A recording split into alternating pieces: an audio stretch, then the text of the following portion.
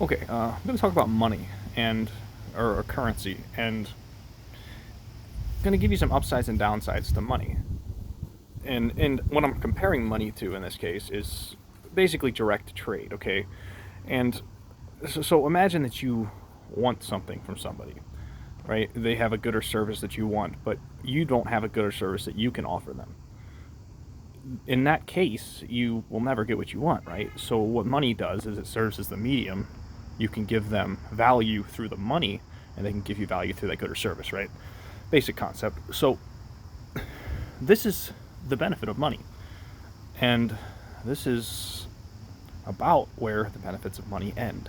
So what are some downsides to money? Well, let's say you have an owner who owns, a company, and all the employees, they create the products, and there's this production line, and say this production line creates 20 cars. Say there's 20 employees and they create 20 cars in a day or whatever. I mean, maybe that's a little exaggeration, but let's just imagine that.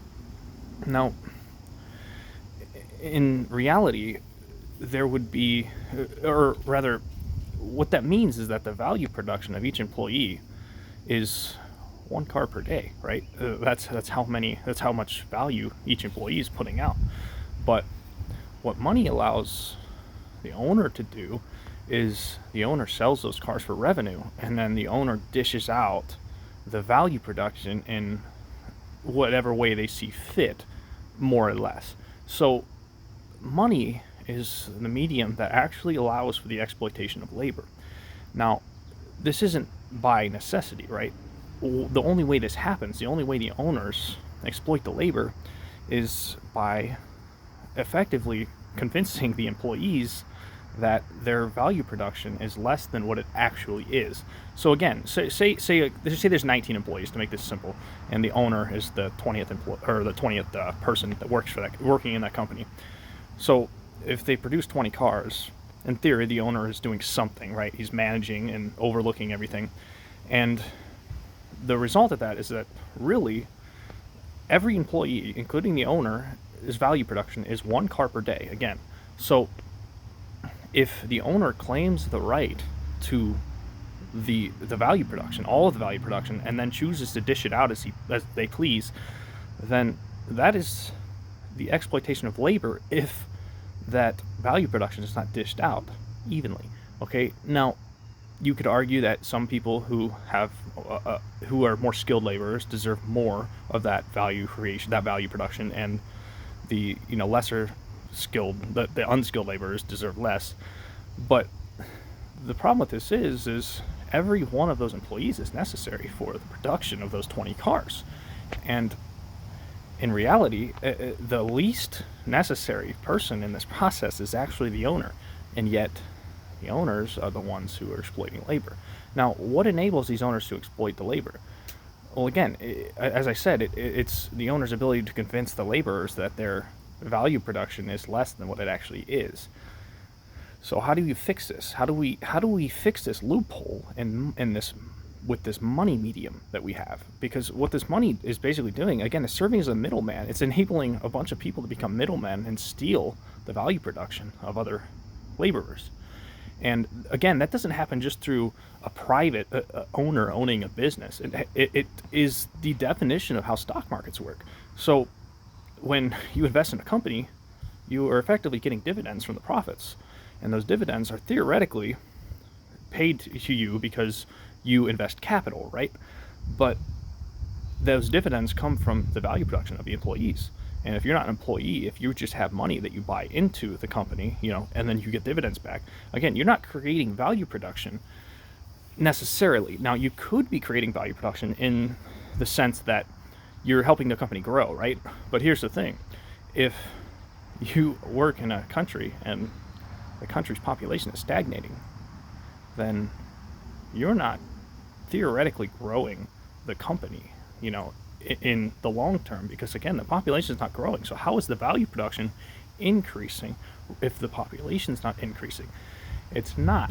And so in effect, if we have a stock market that is handing out dividends to people who are investing capital into that stock market, and the population is not growing, then that is the definition of exploitation of labor.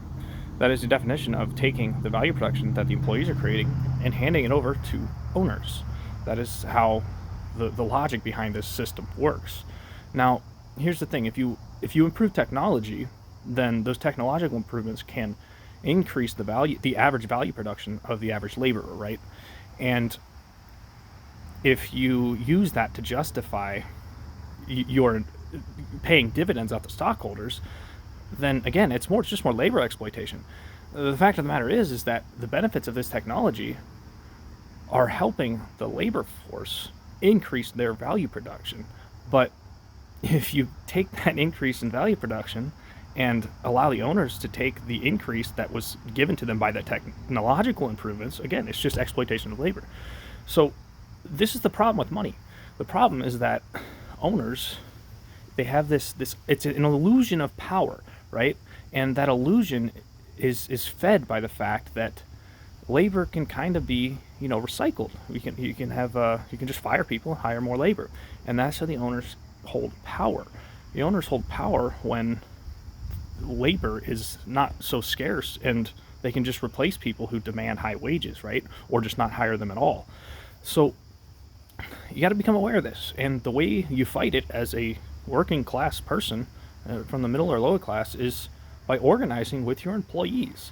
Okay, and in effect, if you organize with those 19 employees, that owner is going to he's going to have to concede those profits and split them up more evenly. Otherwise, he's not going to have any more profits, right? He's not going to have any more production.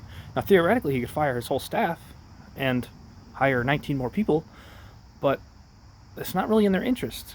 And beyond that, that doesn't look good on them in the long term, right? Those new people come in and they're like, well, what happened here? The turnover rate is not good for a company. When an employee looks, or a employee, or someone looking for employment sees that turnover rate, it makes them question things, right? It's like, what did this boss do? What did this owner do that made everyone quit? So the point is that you need to organize with your employees, okay? When people tell you don't discuss your wages with your fellow employees, man, this is a very bad thing for the entire labor force.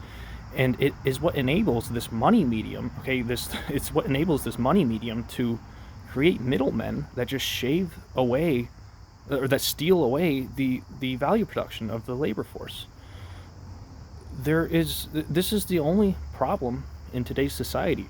It's the fact that there's a lack of organization among the labor force, and there's a hell of a lot more organization at the top, right? The owners are very organized, and that makes them successful owners, that makes them successful capitalists, that makes them successful at exploiting labor.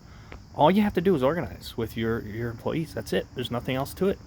And it benefits all of the employees in the process. So do it. Thanks for watching.